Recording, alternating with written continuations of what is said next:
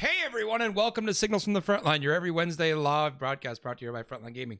We are your hosts, Kicker, the chief of cereal and sigillator of the FLG, and I'm Seth the Mad Dog, your competitive correspondent. Kicker, bud, how have you been doing?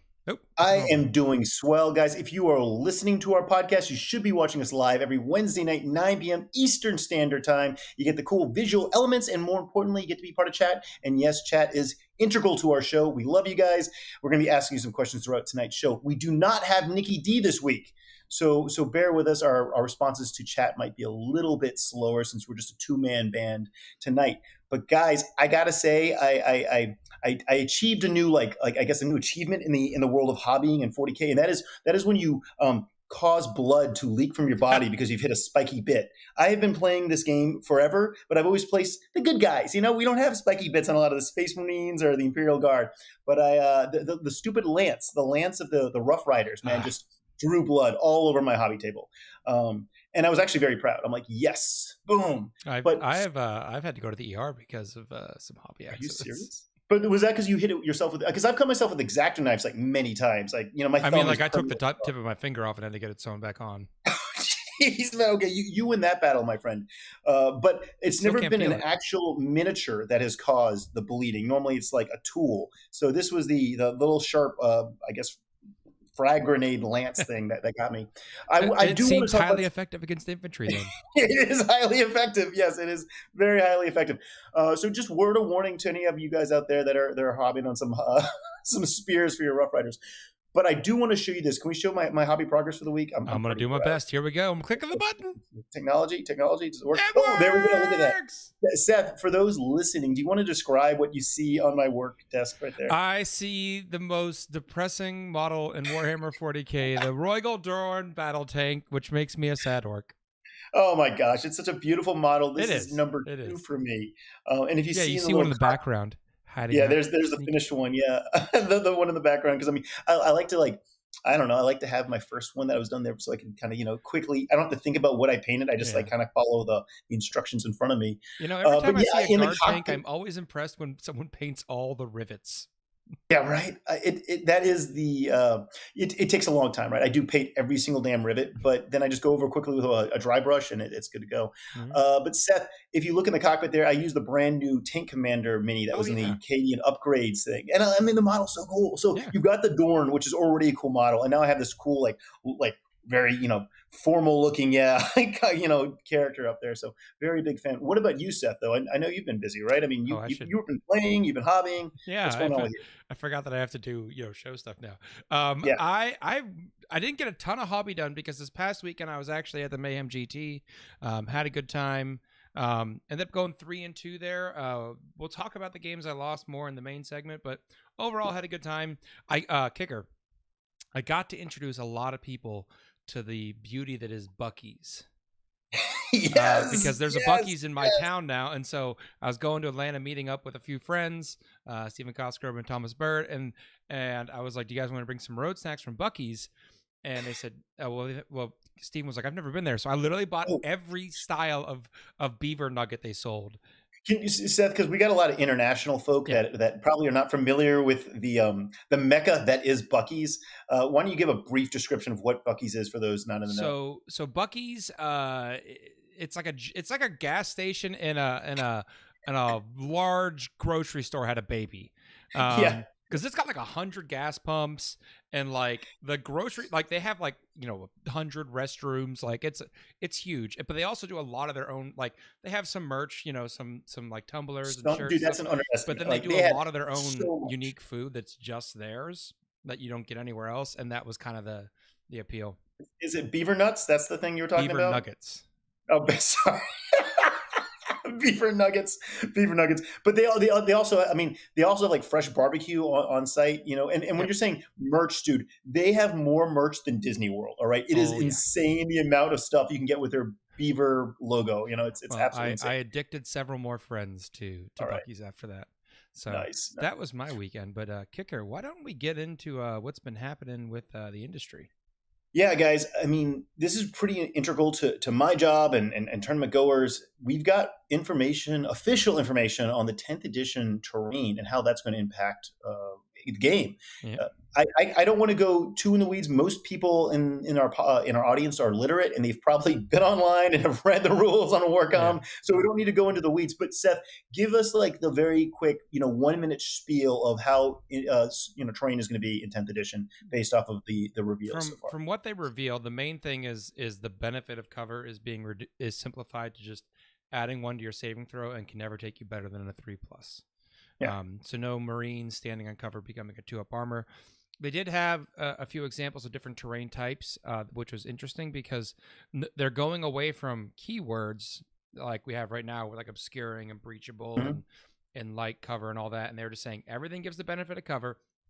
And then these different terrain types have additional rules. So ruin, crater, barricade, debris, things like that. So you basically classify a terrain of one of 6 categories, and that's it. It comes with the built-in rules that come with that type of terrain. And to be honest, that's kind of how a lot of us were already doing it already. Like literally this weekend, I would walk up to the table. It was a player-placed event. My opponent and I would go, this is a ruin, this is a ruin, this is a crater. And we knew what keywords are commonly associated with them. We just didn't say, this is a ruin with obscuring, breachable, scaling, light cover, and defensible. We just said, this is a ruin. So it's like GW is kind of doing what the community's already been doing, I think, and kind of condensing a lot of those into just one simple source. And there's a big change that I noticed immediately being a guard player with a pretty weak weapon skill and ballistic skill. I guess weapon skill and ballistic skill. And I want to see what chat thinks, but it looks like there's no -1 to hit penalty shooting through woods. Did you notice that, Seth? I'd have to go back and look. I didn't check that part out. I kind of was, I was chat keep us honest. Yeah, chat keep us honest. Is there a hit penalty for shooting through woods? Because I didn't see it, and like that's something that I'm terrified when I see one of those giant forests in the middle of a table. I'm like, well, I'm not hitting anything today. What's chat saying? Well, our famous producer Nicky D. Williams is in chat, but downvoting people says there still is -1 to hit in woods. Okay, cool. Well, then that's good because I was kind of like. Well, because Rain might be kind of too boring if there's nothing like that. And did they say about craters? Craters are going to be giving you cover, right? Will they be given movement penalty? I don't know, chat. Let's find out. Chat, does I'm not. I have too many windows open right now, chat. I'm afraid I clicked the wrong button. This whole thing falls apart. Okay, so right, chat has to tell me: do craters have any movement modifiers? What is nice though is the cool rule that if you are on, I guess on 6 inches or above, shooting down on something on ground plunging level, fire. Yeah, they added that one. That's it. You get an additional AP, which is huge. I mean, think about it. Now you're up in the tower, shooting down. Your gun's going to be more impactful, and I love that rule. No, it makes you don't need more AP, sir. You need less AP. You need to add to my armor save when you shoot me. Those are flashlights you're using. I don't know. My little flashlights could definitely use the AP, so I'm stoked about that. Let's chat. You keep on making sure that we don't go in the wrong direction there. But let's talk about the other big announcement, which is this brand new winged Tyranid Prime. So this is a winged. It looks like a character. I'm assuming it's going to be a character. I don't know anything about the rules wise. No rules have been announced. Characters before, I believe. Dean's in chat. He's a NID player, but Dean in chat. Please tell us where a Prime is on the hierarchy of the bug race there.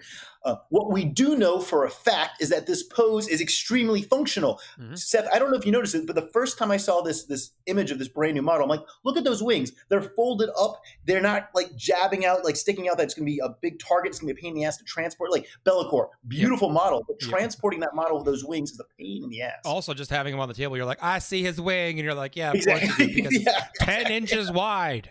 And you're like, oh, God. Well, this guy is like, okay, my wings are all folded up. It's kind of like a bat thing going on here, and I love it, man. I love it. It's definitely a much more functional model. I mean, I remember, was it 7th or 8th edition? Yeah. Remember the Tyranid talk screen that has like the tentacles that come way out? I literally had a friend that bought the kit, and I magnetized the tentacles because he was just like, these are going to break constantly. Yeah, totally. Yeah. So I'm not sure if that was done purely for aesthetic reasons or because GW realized, you know what? People are tired of these wings sticking out from behind buildings and getting snapped off, so let's just make something more functional. But anyway, it's something a little different. It's something a little favorable. Dean does confirm that this is like primes were character versions of warriors, so a little higher up the scale, but not quite at like a Hive Tyrant level. Okay, there we go. Yeah. So he's not a high tyrant, but he is a character kind of leader. Thank you, Dean. Learn the bugs that you're killing. Hive. Know your enemy. All right. So we got for pre-order this weekend, we've got the World Eaters. They're getting a nice, I guess, combat patrol. Is it a boarding act? It's a combat patrol. They're done with the boarding actions. Is what they so now we're on the combat patrols. Yeah. Looks like there's a lot of value in this box. You've got the beloved leader riding the rhino thing. I don't know anything about Khorne and what these things are called, but you've got a bad guy riding a robotic demon thing. You've got the Juggerlord or the Lord Imbricatus, because that's a dual kit. You've got a unit of Jackals, and it looks like 2 units of Khorne Berserkers, which a lot of World Eaters lists I'm seeing have been running between like 15 and 20 Berserkers, and a back unit of Jackals and Lord Invocatus. So I think this is a pretty good deal if you're trying to get into them.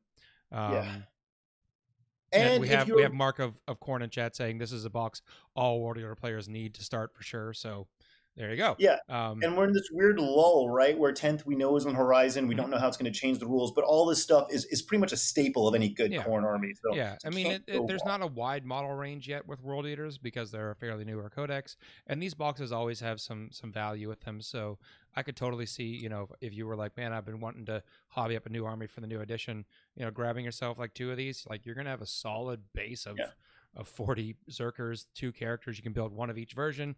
You got 20 Jackals, and then depending on, 8-bound is kind of the big thing right now, but, Exalted 8-bound, regular 8-bound, whatever, you can build those up when you see what comes with 10th.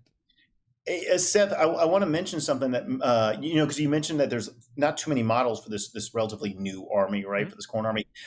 My buddy and Frontline Gaming Events colleague, Mike Gandolfo over at our warehouse, he just told me something pretty badass. He's taken a lot of the Age of Sigmar Khorne stuff and kit bashing it with the new 40K Khorne stuff and creating these epic models. So if you want to kind of add a little variety to what to your range, think about going to the Age of Sigmar pool to take some stuff out. There is a lot because Blades of Khorne, I think is what it is. Yeah. Someone in chat's gonna yell at me, but there's a lot of really cool models in AOS that you can take for that. In fact, our former rest in peace tech priest Nicky, I had some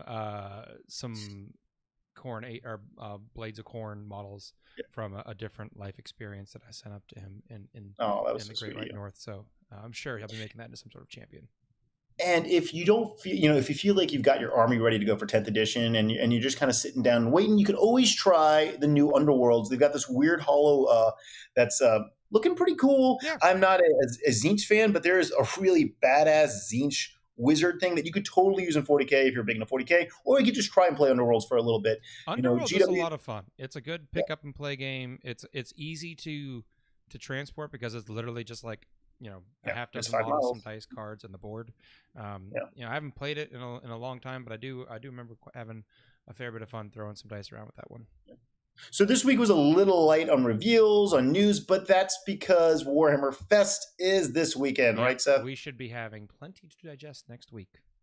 Yeah, I can't talk about it, so I'm going to shut up right now. But Seth, I'm sure there's plenty of things that we will all be excited to hear and see. Kicker, there's some nerd stuff going on in the world.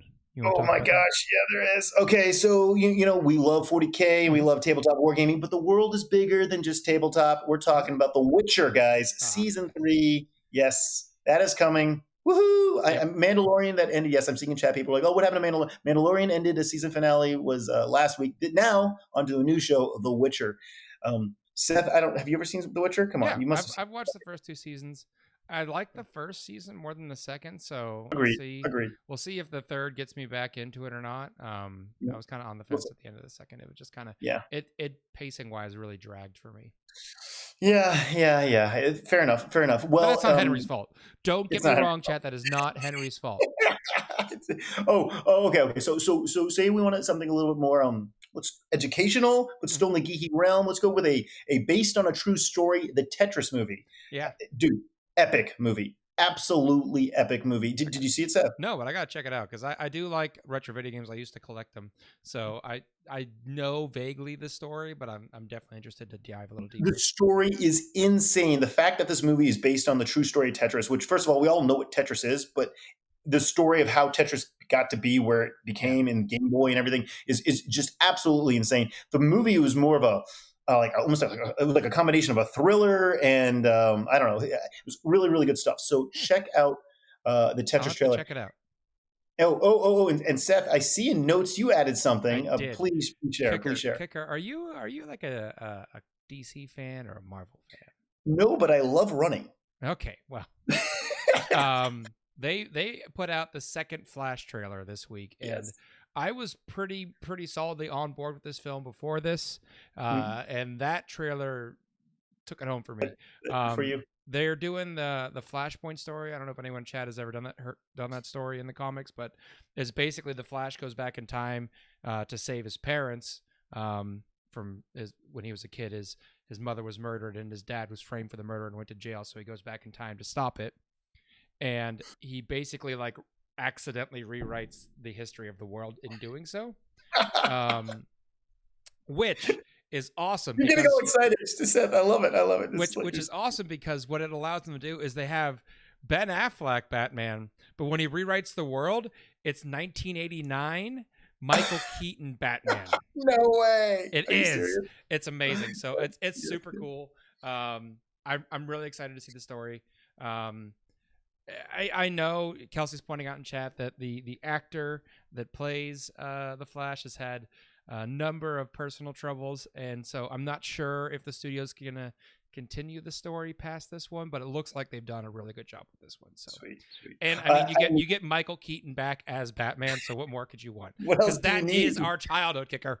Just do that movie. Just do that movie. Right. I'm literally getting a Facebook message directly because somebody does not want us forgetting to make a very important announcement. Guys, Dune. Yes, Dune. The second part they haven't got a full trailer. I was going to wait till next week. I saw the little, it's like a mini trailer. It's kind of a teaser. But yes, Dune is formally set up to go with the second part, I think in November. I thoroughly enjoyed that first one. I'd watched some of the older versions back when I was a kid, but that really made me want to go read the books, but I have too much on my to-be read list. Oh, jeez. I don't blame you, man. There's a lot of good stuff out there to read. So let's talk events really fast. Guys, BAO, I wanted to make the formal announcement of our judges because people were asking, hey, like, who is the judge? So we're going to have, Adam Solis, Frontline Gaming head judge. And yes, I say that as Frontline Gaming head judge. Adam Solis has officially joined, I guess, the formally joined the team, and he is part of our staff now. So he's going to be a central focus for most judging things, whether it's at the event or before events. And so Adam Solis will be there with Keith French. You guys know Keith French. He's awesome. You know and love him. And then for Age of Sigmar, of course, we've got John, local guy from there. And he is quite the hothead in terms of he loves spicy food, and he'll probably be bringing bottles of spicy hot sauce. Would John like people in chat to bring him spicy things? Yes, if you're going to Age of Sigmar at the BAO, bring your lovely Tio some hot sauce. He will be very appreciative. Yeah. And in Legion, we've got Nima. Nima is I know that Seth, you and I are not huge Legion players, as in that we've never played Legion before, but Legion in the Bay Area is pretty awesome, and Nima spearheads that. Let's talk about ACO because we just finished talking about Legion. Let's talk about ACO. ACO, guys, we just went live today with this limited edition event exclusive Star Wars Legion mat. That is right. Look at this thing, man. Right, our Legion team in the Northeast designed this mat, and it's only going to be available at ACO, guys. This is a temple, a Jedi temple that you're going to be battling at. Cool. So. Yeah. Atlantic City Legion has gotten massive, and they're going to have several tables that are going to be battling inside a Jedi temple using this mat and some, brand new terrain they've created. Yeah. So, yeah. Oh, and Lone Star Open, guys, we do have the Vanguard Tactics Workshop. Seth, your coach, your buddy, he will be there in Texas running. He's showing us how to deal with Desolator Marines. Is he eating? Yeah, that's from his actual Vanguard Facebook page. Like, I didn't go steal anything that wasn't out publicly. I was just looking for a good photo of Seaver that I remembered he posted this. So there you go. That's how you deal with Desolator Marines. You just eat them. If you pick your opponent's models up and bite them in half, are they a Desolator Marine anymore? Guys, that is said by an Ork player, by the way. Let's just Cruise Hammer. I keep on forgetting about Cruise Hammer, and it's a little too late if you wanted one of the fancy rooms with the balcony, because Cruise Hammer, all the balcony suites, they're all sold out. There are still a few rooms left. Cruise Hammer, guys, if you remember, it happens usually in the August, sometimes a little later, but it is happening in August. This one's departing out of New Jersey. Well, New York, New Jersey, that port there, and it's going down the Caribbean, and it's where you play 40K while you're at sea, or any game system you want while you're at sea. There's a tournament and everything, and then while you're at port, you're going and hanging out with all your buds.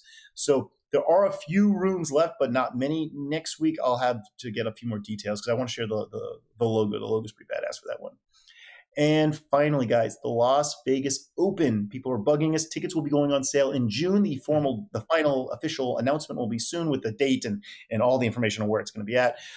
But I'm looking for a few other TOs. We want to expand some game systems. If you are interested in running a game, email me at events@frontlinegaming.org. Hey, say you want to run Battle. I actually just saw someone in the community page post about that today, and I pinged him with your email. You did. Thank you so much, Seth. So yeah, we're looking at adding a few other game systems. We can't give you as much space as we give some of the 40K Age of Sigmar, Star Wars Legion, but we can give you a few tables hopefully because we'd like to expand to other game systems as well. I think that's cool. All right, Seth. Well, Kicker, that's it for the industry news, but it's time for our signal short, and this week it's for you. I'm not going to bother getting I'm just going to trust you. You know what 30 seconds is. I'm not going to get a timer because, again, just too much. Play the music or something, music? Crap, I don't have the music loaded. I'm in trouble.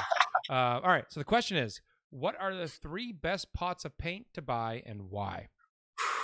Oh, okay. Wait, do I have time to think about this one a little bit? Because your time's already started. Go! Agrax Earthshade. I know this is shade. It's not a paint, but still, Agrax is amazing and just makes everything look better. I don't care what color it is. You put Agrax on it, it's going to look better. Number 2, Stormhost Silver. That is such a thick metal paint that goes over basically everything and looks clean. You don't even need to highlight it or anything. And it's got a real cool sparkle. And Xandri Dust, but the spray. I know we're talking about pots of paint, but the spray of Xandri Dust is like the best primer for any model. It's better than the gray one, Mechanicus Gray, because it just takes colors better. Anyway, I highly recommend Xandri Dust as a spray can. That is all incorrect, Kicker. No. The correct answer was Monument Hobbies Titanium White. I will say Monument Hobbies Titanium White is pretty legendary. But you know me, man. I'm all about my earth tones, right? I know. But every time I've ever talked about white, I've been hit with like 30 people telling me that is the best white ever. So I just Monument Hobbies white is pretty damn good, and we might have some samples of it at an upcoming event. But I'm gonna not make that announcement until we can. All right. Well, yes, Kicker. Let's get into the main segment. The main segment tonight is kind of the continuing story of my path to best in orcs, the biggest and the best general. But if you remember, Kicker, in the past, I told you that I'm getting some help. I'm not on this path alone. I'm working with Vanguard Tactics, and Stephen Box is helping with some coaching sessions and kind of going through how to improve my game. So I had this event this past weekend. I went 3-0. My first day, I won 3 games. I played against Grey Knights, I played against an Orc Mirror, and then I played against Genestealer Cult. And I was really worried about the big boogeymen in the meta. That was Guard and Iron Hands. This event wasn't adopting the data slate just yet, but even with the data slate, those 2 armies are still pretty strong. So we're going to kind of pick up here. I trimmed down the interview, but I have a good segment of Steven really kind of breaking down my Guard game, which was streamed. You can check that out through the event. I'm hoping Dean can drop the link on that one. Do we know who was streaming it? I'm not sure, but that's why I'm asking Dean to drop the link on that one. But then, but it was with a really good player, a great guy named Jeremy Knox. I thoroughly enjoyed playing him. He was a great guy.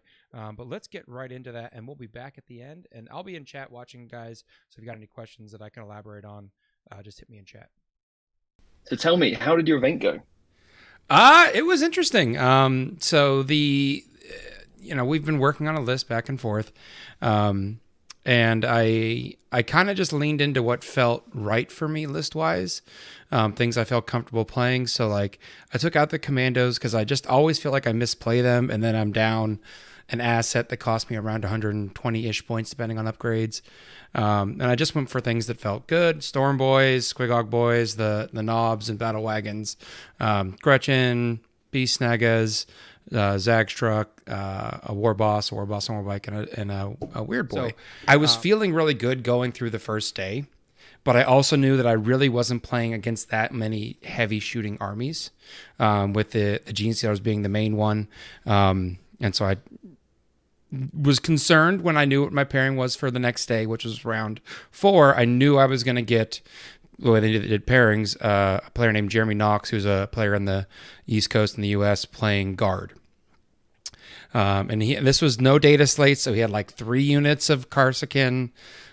He had like the finial with a bunch of mortars. He had an Earthshaker carriage, and a bunch of Lehman Russes, and all the general fixings. And I was pretty concerned.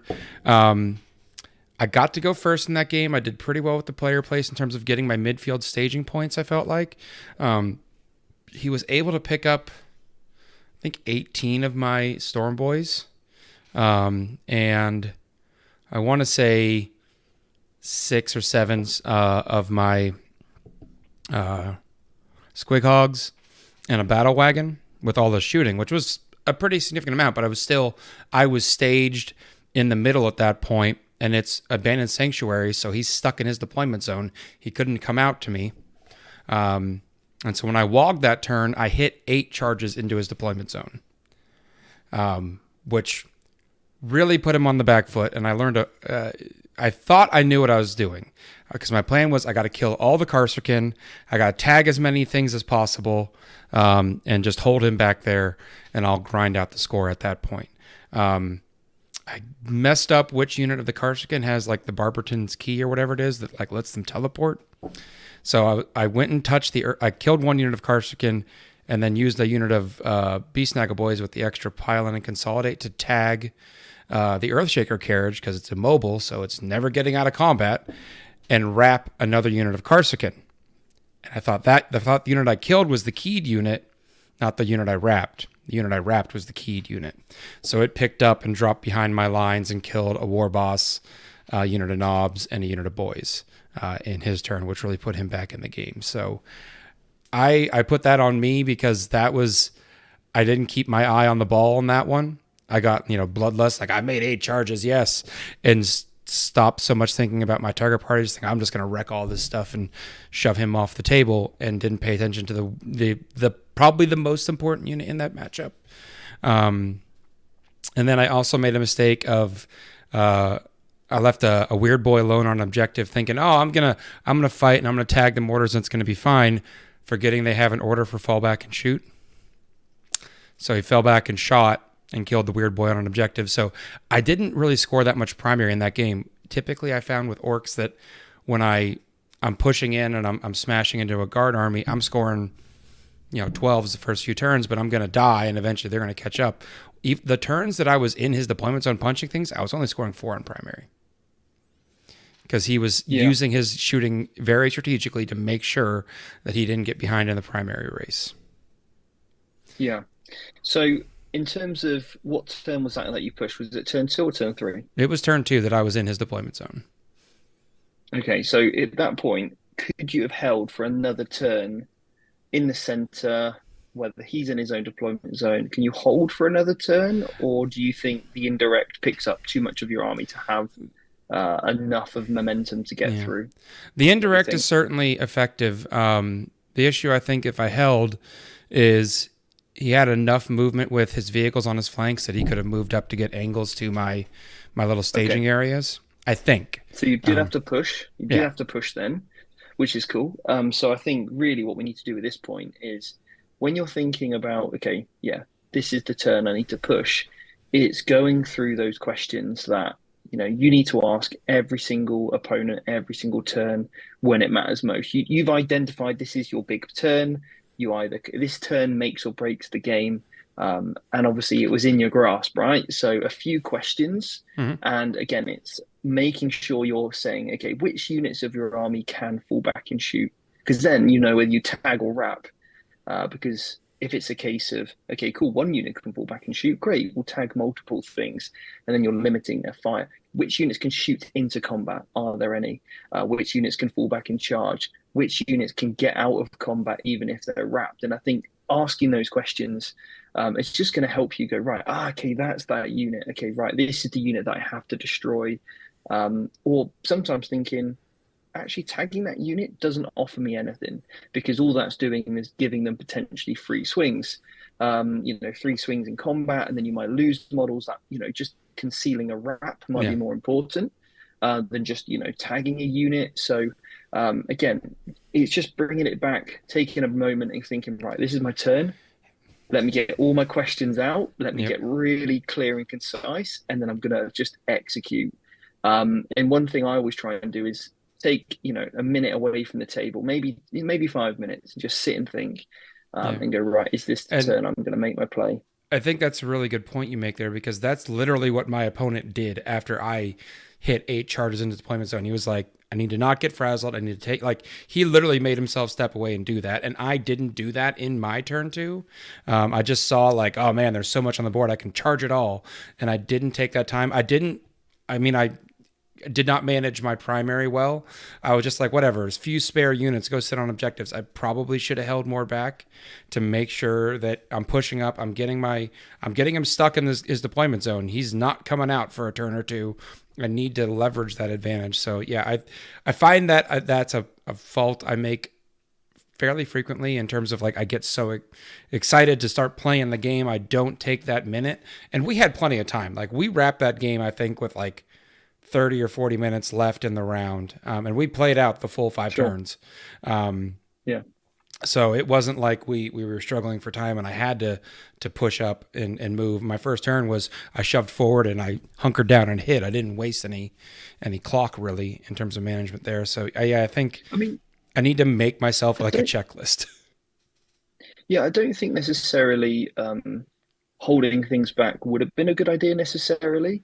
If you've got an opportunity to pen an army in its deployment zone, so it's not getting out, cool, score 4 points on primary turn, turn 2 and 3, and then once you've done majority of the damage, then you'll be 12-12. So what's that? 12, 24, 32 points, maybe some additional, you can creep into the 40s. But if you can massively limit their primary to 4-4-4-4-4, you're going to win the game.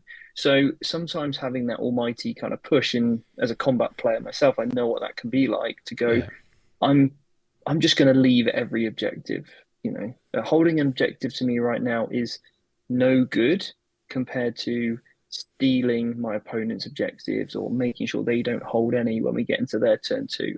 And essentially, if you're winning the role of trading, turn 2, that's quite early doors. You've got plenty of time then left in the game to get back, do actions, hold objectives, and kind of mop up really. So yeah, I think you analyze the right turn to push, but tidying up a little bit of that questioning is going to just, help a huge amount, I think. Yeah. The devil's in the details.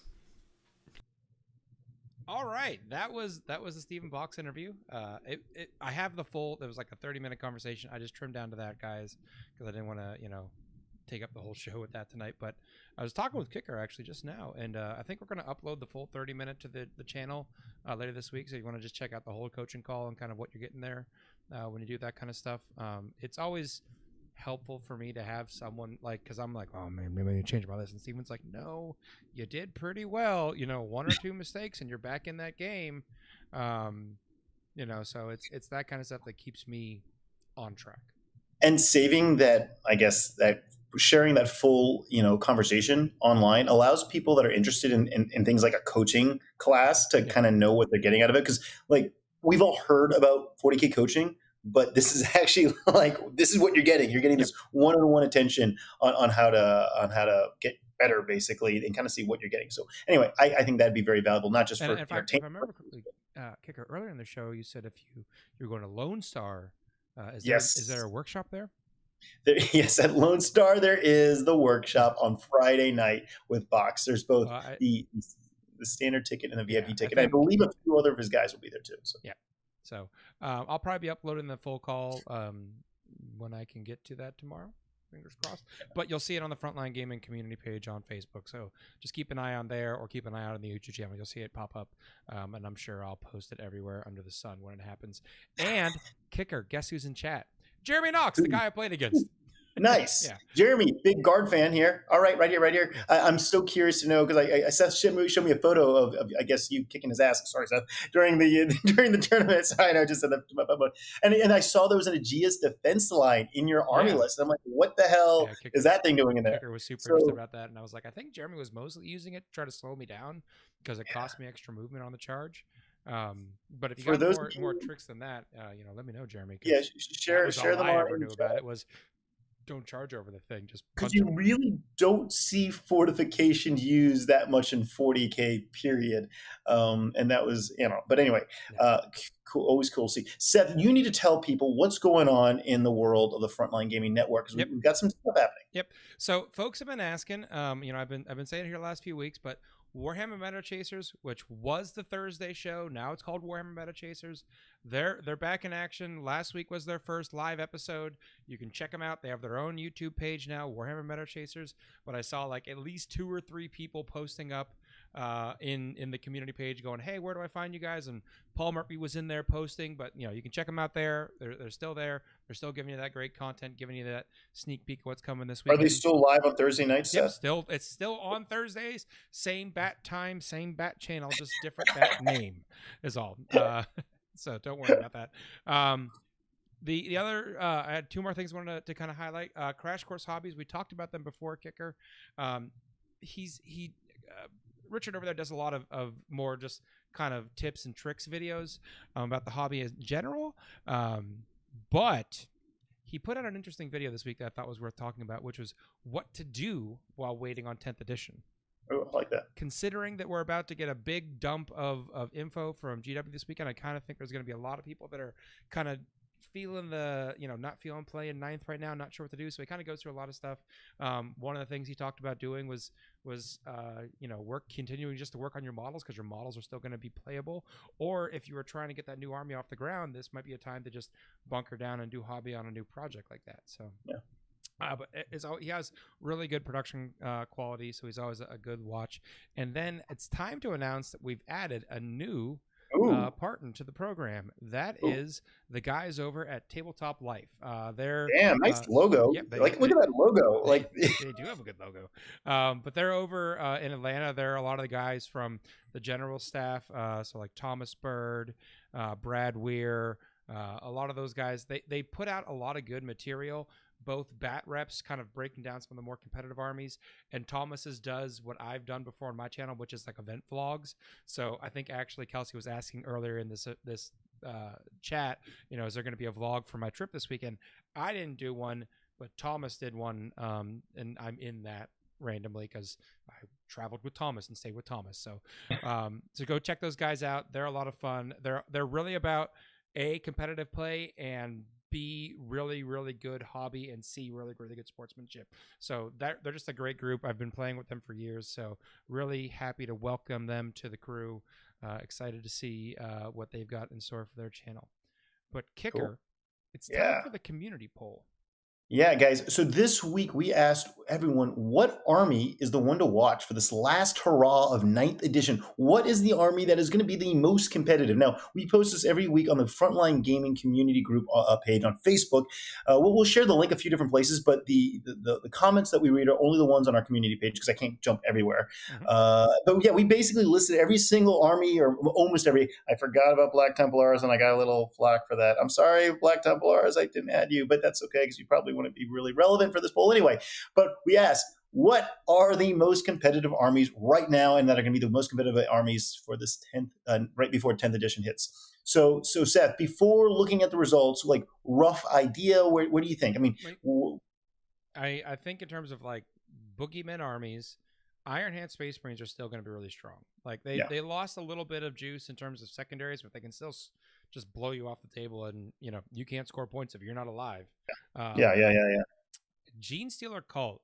The guys over at Stat Check pointed out the Gene Stealer Cult in experienced players' hands in the current balance data set has like a 75% win rate. It's a very small player pool though, like a dozen guys, but I think in the right hands they can just be yeah, I mean, we have a guy that goes to almost every one of our tournaments. Robin Roberts out of the East Coast, man. I love this guy. Awesome attitude, and always shows up with his GSC, and he kicks butt. But he's like the only guy playing GSC at most of our tournaments. So yeah, you're absolutely right, Seth. Yeah. In the right hands, there may not be that much representation, but the people that are rock and rolling those at tournaments definitely know how to play with them. So what did the community think, Kicker? What was their big boogeyman? So this is the community, guys. Remember, so this is a wide range of people. We've had hundreds and hundreds and hundreds of people vote today, but we're looking at number one. So people think this is the most competitive army right now, and probably for the rest of the edition, is Chaos Demons, and that's kind of all 4 Chaos Demons. By far, that is number one. But right after that, we've got Astra Militarum. Astra Militarum is also guard players. Yeah, and then we have a pretty little big jump down to the next 3, and these are almost all tied. There's like a point difference, but they're very, very, very close. We've got Iron Hands, followed by World Eaters, followed by Space Wolves. So Seth, you're right. Iron Hands are up there. So we've got Chaos Demons being the most feared / most competitive right now. Astra Militarum, Iron Hands, World Eaters, then Space Wolves. Seth, what do you thoughts on these? I mean, you did say Iron Hands, but Astra Militarum, come on, man, they're tough. But Chaos Demons. Chaos Demons have a couple different builds, which makes them interesting because in different terrain types, I was actually having a chat with TJ Lanningan about this past weekend. They have builds that are viable in most terrain systems, player place, GW, or some of the more dense ones out there like WTC. So it allows an army to easily kind of pivot depending on what they think their local meta is going to be. So I think that makes them really strong versus sense. Things like, guard are good. But like if you were on a heavy terrain table and you can only rely on your indirect, maybe not so much. So I think that's what makes them kind of they're able to go into basically any meta and thrive, and they're with multiple builds. It also makes it kind of hard to tech against them. Are you dealing with the big monster build? Are you dealing with a bunch of like Zinch stuff, which is 3-up saves? You're dealing with keepers, or not keepers, fiends. So they got a couple different builds there that can make it hard. Instead, they're good against guard because of their damn demon save. I mean, right? Well, demons aren't so good in combat, right? But I mean, geez, that save against all the guard shooting is pretty damn clutch. Chat, tell us what you think. I'm going to read a few comments here that were posted. Martin McGregor says, hey, Orcs always win, even if they lose. Orcs were not at the very, very, very bottom. They were kind of at the mid-tier. They were tied with GSC and Dark Angels. So Orcs are up there. GSC and Dark Angels, they still feel really strong. Like I know Dark Angels Terminators lost their transhuman, but like Raven Wing is still really devastating. It's really good. It's really good. And and James says, "Oh, poor White Scars. Yeah, White Scars just can't cut. Like they had their time in this edition, James. They had it. Now it's not that time. It's not. Seth, I know you were monitoring some of the beautiful hobby progress we've seen shared. Yeah. So let's bring up. Let me find. There we go. Bloop, bloop, bloop. So I think we've highlighted this particular painter before. This is a friend of mine, Mike Bridgman. He's a loyal Dark Angels player, and he's working on his lion, doing him in that old school black armor, the pre-heresy. So it's looking gorgeous. It's looking really good. Really liking the work. I like the really subtle kind of power glow effect on the sword. That kind of blue. It doesn't. Yeah. It's not some people go like over the top, which is cool. Don't get me wrong, it's cool. But sometimes doing a more subtle effect is more challenging and can look way more realistic. So yeah, that's pretty badass. So he's doing a great job, and this is still his work in progress. It's not the done product. So I'm sure maybe next week we'll get the done version of it. Next up. I pulled this one, Kicker, because I thought it would really inspire you. This is Patrick Martin's. These are, I think they count as like his Gene Stealer cult bikes, but they're his cavalry. And look, he's doing zebra stripes on them. I mean, holy crap! I love that. What is that? What are they riding? I'm trying to like. I'm not quite sure. Like, I'm guessing those are the Deathcore kits with some Gene Stealer cult bits thrown on top of them, like the demo charges in their hands and stuff. Yeah. Love it. I love a good kit bash, especially with an army like Orcs or Gene Stealer Cult, where kit bashing is almost, you've got unlimited opportunities. That's great. We have another big boy in the mix. This is from Steven Armilio, doing the Horus Ascended model, the War Master, which is that plastic Horus Heresy model that came out, I think, a couple months ago. But you really haven't seen too many people paint them up. So when I saw that one pop up on the page, I wanted to grab it because it really is a great model. Yeah, I think that one's resin, right, Seth? No, right? the Ascended version is plastic, I think. Oh, okay, cool. Wow. Chat, correct me if I'm wrong, but I thought it was a plastic model. Either way, we have not seen too many of these Primarch models. Horus Heresy. If you remember the Horus Heresy trailer, Horus was stabbing a bunch of Imperial Fists, so we did Imperial Fists on the base. Of course, you got to. So Wow, chat's nice. telling me that it's resin. Sorry, I guess it's resin. Fine. Yeah, those Horse Heresy Primarchs, all they're super detailed, but they're resin, and I just try to avoid resin personally. Yeah, maybe that's what I pulled a special photo for you for the last one. Oh, you got a special photo? Because chat and Facebook love to keep you up to date on cereal news. Yeah, so Joel Atkins put this one. Oh the Ices cereal. And I want you to read this bottom part here. It says, feel the freeze. Cools your mouth as you eat. Perfect. For those of you not in the know, I kind of love sugary breakfast cereal. Actually, I like cereal of all kinds, even not the super sugary stuff, but I love random sugary cereal crap that just sounds disgusting, but I have to buy it and try it. And an icy flavored cereal definitely is noteworthy. Seth, who shared this? Do we know Joel the name? Atkins. And strictly from a flavor profile, like cherry and blue raspberry, like that doesn't sound horrible. You're like, it's like, maybe like a crunch berries. Yeah. It's the cooling part that's got me confused. That's the weird part, right? Like the cooling, I don't know. I mean, that might be a great cereal to eat dry, like a munching cereal, right? I have a hard time visioning that with like a banana and some milk, when I think of cooling, I think of like mint or like menthol flavor, and I'm just like, I don't know if I want to eat that in cereal. It's an after dinner cereal. There you go. It's a dessert cereal. I mean, I don't know, man. I'm gonna let you be the guinea pig on that one. I will have to go cereal hunting this weekend for an icy cereal. This is great. Thank you so much, Joel Atkins, for sharing that. If you guys see other random weird cereals, or for my co-host here, baked potato toppings, because I know he appreciates a good baked potato topping, please share with Kicker, us. I have to share a comment from chat from Ganny NJ. It says, never once have I thought my cereal was too hot. So I am really now wondering who's this icy cereal marketing to, because you're like, never once have I thought my cereal's been too hot. I'm like, you know what? You're right. It's a cold milk. Like, why is it?